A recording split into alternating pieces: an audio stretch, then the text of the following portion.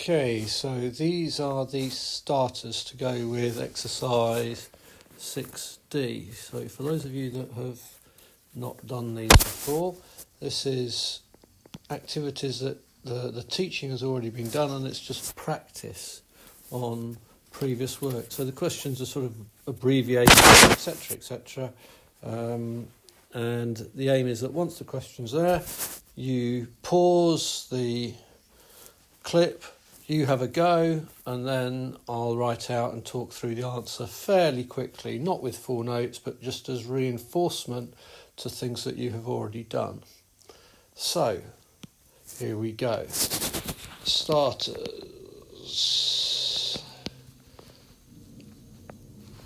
Chapter 6.4 and number 1. So we've got a horizontal plane, a particle, a force acting on it of 20 newtons at an angle of 30 degrees to the horizontal, and the weight of the particle is 10g, and it's on the point of slipping. Find mu. So we should know then that we resolve vertically, and when we do that we will get let's put the other forces onto the particle first of all. So we should have a friction force acting this way and a normal reaction acting vertically.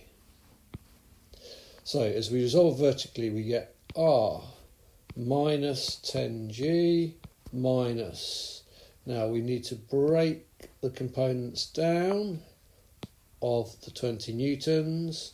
So we've got horizontally, if this is 30, this is also 30, so this is next to the angle, so this is 20 cos 30, and vertically we will have it's opposite the angle, so this is going to be 20 sine of 30 opposite the angle. Okay, so R minus 10g, and we've also got minus 20 sine of 30 equals 0 since equilibrium. Okay, let's tidy that up. So R equals 10g plus 20 sine of 30, which is 10. We also need to resolve horizontally. So we get friction minus 20 cos of 30 equals 0. So friction equals 20 cos of 30. Cos 30 is root 3 over 2, so we get 10 root 3 newtons, and there newtons up there. On point of slipping, friction equals to mu r, substitute in from above, so 10 root 3 equals mu times the reaction, which is 10g plus 10. So mu is equal to 10 root 3 over 10 times g plus 1, factorising, which is root 3 over g plus 1, which if you tap it in the calculator comes out to be around, I don't know, 1.7 over 11, so call it 0.16-ish, there or thereabouts. Okay, so that's the end of the first one. Second starter. So the second starter is V equals 50 minus 2t minus 2t squared, given that at t equals 0, x, its position, is equal to 0, find the distance travelled in the first 8 seconds, and the acceleration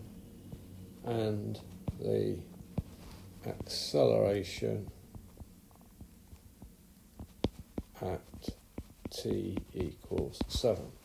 So pause it there, I forgot to say that on the first one. Try the question, and now comes the answer.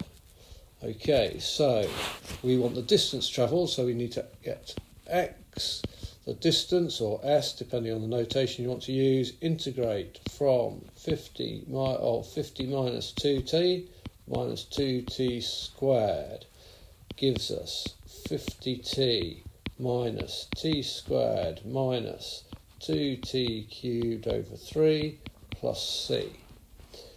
Don't forget the c, because otherwise you lose the mark for the plus c and the mark for substituting it in and finding it. So at t equals 0, x equals 0, so we get 0 equals 50 lots of 0 minus 0 squared minus 2/3 of 0 cubed plus c implies c equals 0. That line is important, it must appear. Okay, so what do we know then? X equals 50t minus t squared minus 2/3 t cubed. Okay, well, let's put in t equals 0. We know x equals 0. That's given in the question. So at x equals 8, at t equals 8, x equals to 50 times 8 minus 8 squared minus 2/3 of 8 cubed. So that's 400 minus 64 minus 2/3 of 8 cubed is the same as 2 to the 9, which is times 512. So that is equal to, roughly, what do we get? Minus, we want them as over 3, so 1,200 minus 1,024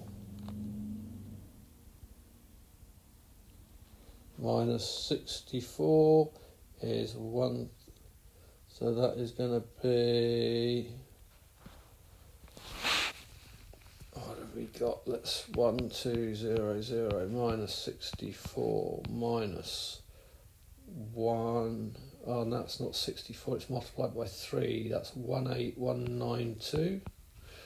Let's rub it out. So that's minus 192 minus 1024 all over 3. So that's equal to 1,200. What have we got there? 16. So it's negative 16 over 3 by the looks of that. Yeah, that looks about right.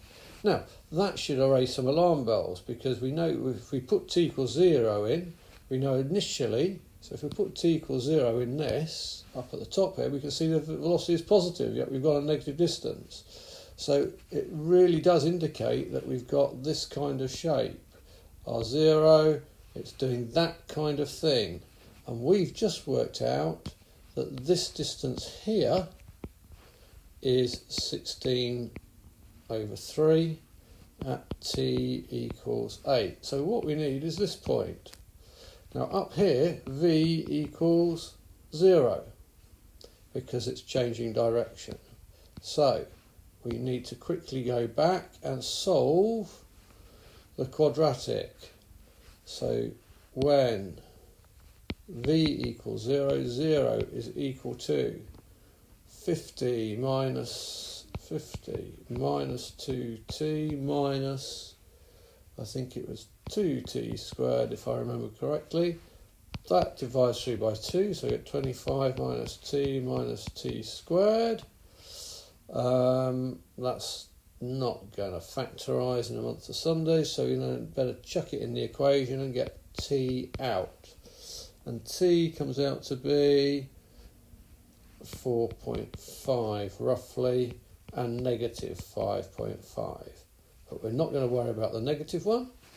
So we need to know x at t equals 4.5. So at t equals 4.5, you should use the answer button on your calculator to be accurate. We get x equals 50 lots of 4.5 minus 2 lots. No, let's get this right. So we're doing it from memory. Minus t squared. So it's minus 4.5 squared. I think that was right. Yes. And minus 2/3